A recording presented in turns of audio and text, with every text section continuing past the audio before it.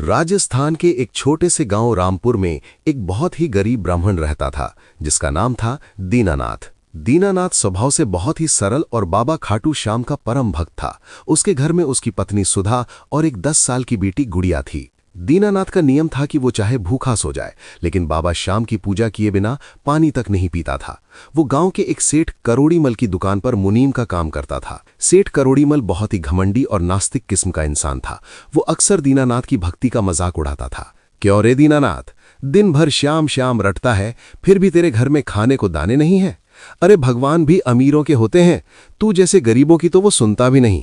सेठ अक्सर हंसते हुए कहता। दीनानाथ सिर्फ मुस्कुरा देता और कहता, सेठ जी, मेरा बाबा हारे का सहारा है।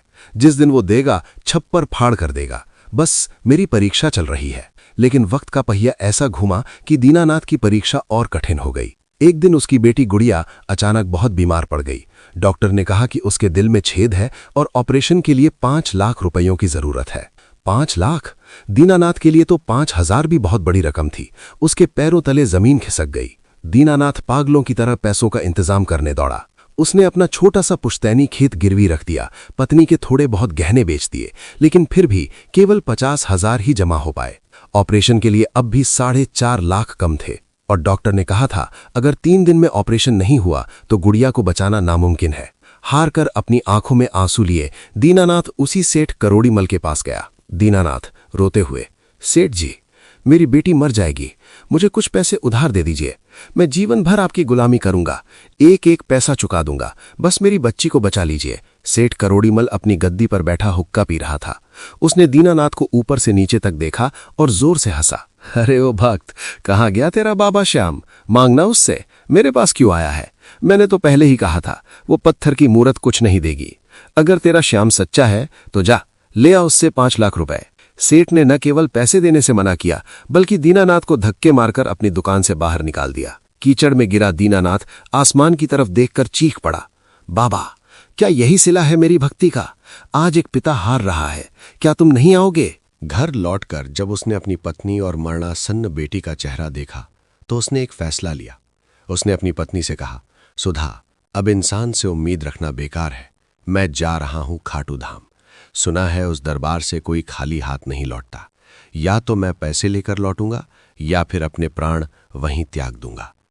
जेब में केवल 100 रुपए और आंखों में आंसुओं का सैलाब लिए दीनानाथ पैदल ही खाटू धाम के लिए निकल पड़ा। रास्ता लंबा था, धूप कड़ी थी और दीनानाथ भूखा प्यासा था। चलते चलते उसके पैरों में छाले पड़ गए, तलवे लहू लुहान हो गए, लेकिन उसके मुंह से सिर्फ एक ही आवाज निकल रही थी, जय श्री श्याम, जय श्री श्याम। दूसरे दिन की रात हो चुकी थी। दीनानाथ एक सुनसान जंगल से गुजर रहा था।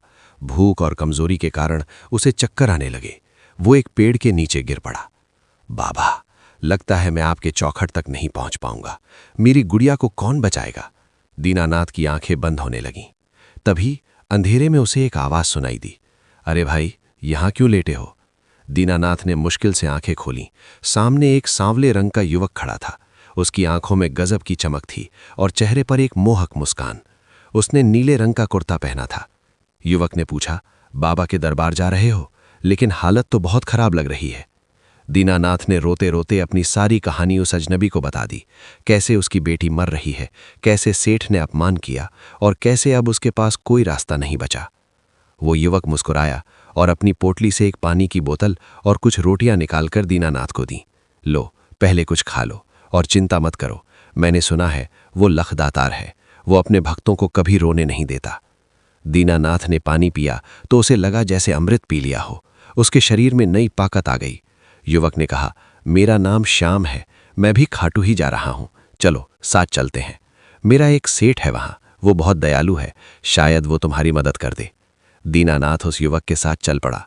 रास्ते भर वो युवक दीनानाथ को हंसाता रहा, हिम्मत देता रहा। दीनानाथ को ऐसा लग रहा था जैसे वो इस युवक को जन्मों से जानता है।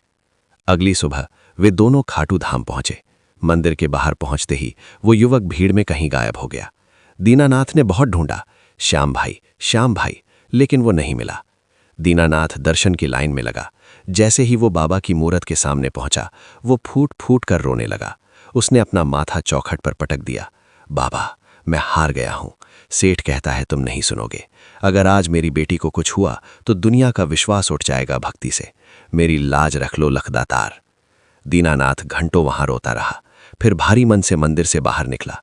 उसे समझ नहीं आ रहा था कि अब वो घर कैसे जाएगा खाली हाथ। तभी उसका फोन बजा। गांव के सरपंच का फोन था।